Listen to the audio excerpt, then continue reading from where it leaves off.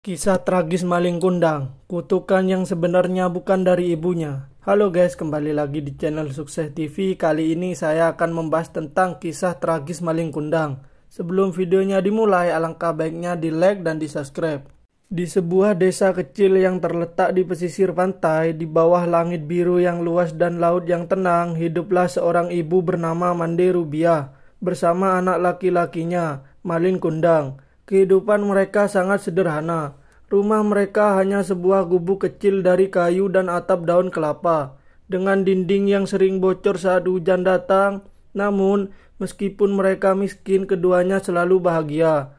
Mande Rubiah, seorang janda yang kuat dan penuh kasih, membesarkan Malin seorang diri setelah suaminya meninggal dunia saat Malin masih sangat kecil. Mande Rubiah bekerja keras, mencari ikan di laut, menjual hasil tangkapannya, dan mencukupi kebutuhan hidup mereka. Sementara itu, Malin meskipun kecil sudah dikenal sebagai anak yang sangat rajin. Ia selalu membantu ibunya, baik mencari kayu bakar, membawa air dari sumur, maupun membantu ibu di pasar menjual ikan. Meskipun mereka tidak pernah memiliki banyak harta, Malin merasa cukup bahagia karena ia tahu bahwa ia selalu berada dalam pelukan kasih sayang ibunya. Namun, meskipun hidup mereka penuh dengan cerita, Malin mulai merasa bahwa hidup di desa kecil itu tidak cukup untuk mewujudkan impian besarnya.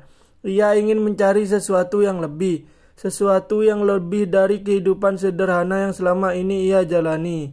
Ia ingin memberi kebahagiaan lebih kepada ibunya, yang selama ini berjuang keras untuk memenuhi kebutuhan hidup mereka. Suatu hari saat Malin beranjak remaja, datanglah sebuah kabar dari kapal-kapal yang berlayar ke negeri seberang. Banyak kapal yang membawa barang dagangan hasil bumi dan berbagai kekayaan dari tempat-tempat yang jauh. Kabar itu menggugah hati Malin. Ia berpikir jika ia bisa menjadi saudagar yang kaya, ia bisa mengubah hidup mereka dan membawa ibunya ke tempat yang lebih baik. Ia pun mulai berbicara kepada ibunya tentang niatnya untuk merantau. Mande Rubiah yang mendengarnya merasa sangat berat hati. Namun sebagai ibu, ia tahu bahwa anaknya harus mencari jalan hidupnya sendiri. "Anakku," katanya dengan suara lembut, "pergilah, carilah kehidupan yang lebih baik di luar sana. Aku selalu berdoa agar kamu mendapatkan yang terbaik. Tapi ingatlah, kamu tidak akan pernah menjadi siapa-siapa tanpa kebaikan hati dan rasa hormat terhadap orang tua. Jangan pernah lupakan asal-usulmu." Malin meskipun berat mengangguk. Ia memeluk ibunya dengan penuh kasih dan berkata, "Aku akan kembali, Ibu. Aku akan kembali sebagai orang sukses dan kita akan hidup bahagia bersama." Dengan kata-kata itu, Malin pergi meninggalkan desa dan berlayar ke negeri seberang, meninggalkan ibunya yang setia menanti dengan doa dan harapan yang tak pernah padam. Tahun demi tahun berlalu, namun Malin tidak pernah mengirim kabar atau surat. Mande Rubiah selalu menunggu dengan sabar. Meskipun seringkali hatinya dipenuhi kerisauan, ia selalu berharap bahwa suatu hari anaknya akan kembali. Setiap kali melihat kapal-kapal yang kembali ke pelabuhan, ia bergegas menuju dermaga, berharap itu adalah kapal yang membawa Malin pulang. Namun selalu ia pulang dengan tangan kosong, hanya dengan harapan yang semakin pudar. Namun berkat kerja keras dan kegigihannya, Malin berhasil meraih kesuksesan di negeri yang jauh. Ia menjadi seorang saudagar kaya, memiliki kapal dagang yang besar, rumah mewah, dan pengikut yang banyak. Malin yang dulu hanya seorang pemuda miskin, kini menjadi orang yang sangat terkenal dan disegani.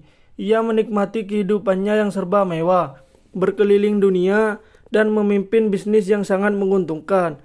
Namun di balik semua itu ada satu hal yang selalu ia lupakan, ibunya yang telah membesarkannya dengan penuh kasih dan pengorbanan.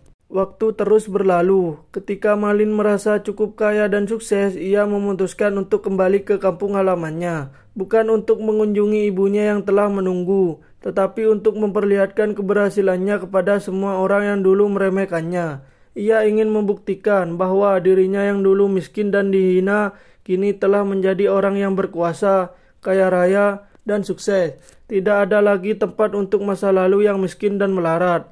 Malin kembali dengan kapal besar yang dihiasi harta benda, berlian, emas, dan barang-barang mewah. Kedatangannya menarik perhatian seluruh desa. Semua orang datang berbondong-bondong ke pelabuhan untuk melihat kapal besar itu.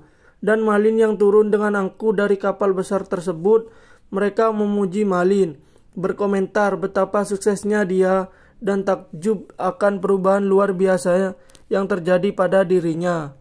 Namun di antara keramaian itu ada seorang ibu yang berdiri di tepi pelabuhan, menatap kapal yang datang dari kejauhan dengan harapan besar. Itu adalah Mande Rubiah, ibunya. Mande Rubiah merasa hatinya berdebar-debar. Ia tidak pernah merasa begitu rindu kepada Malin.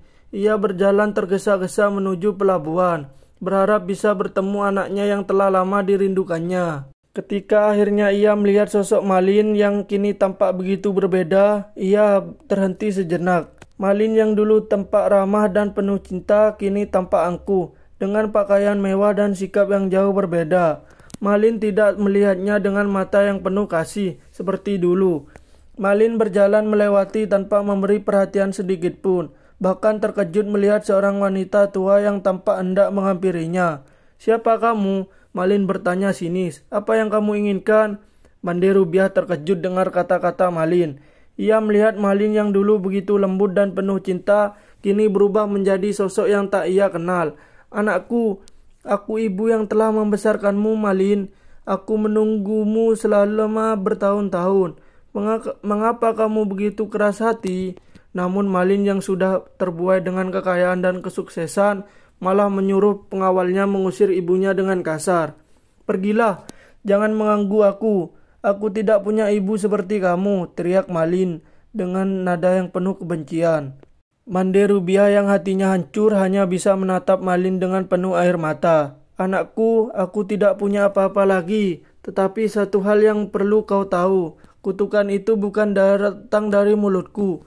Kutukan itu datang dari hatimu sendiri yang telah melupakan kasih sayang ibu. Kutukan itu berasal dari kebodohan dan kesombonganmu yang menganggap dirimu lebih tinggi dari siapapun." Setelah perkataan itu, Mande Rubiah menatap langit dengan penuh rasa sakit. Ia berdoa dengan sepenuh hati meski air mata terus mengalir. "Ya Tuhan, jika dia telah melupakan aku hanya bisa pasrahkan semuanya padamu. Tetapi aku berharap dia segera menyadari kesalahannya."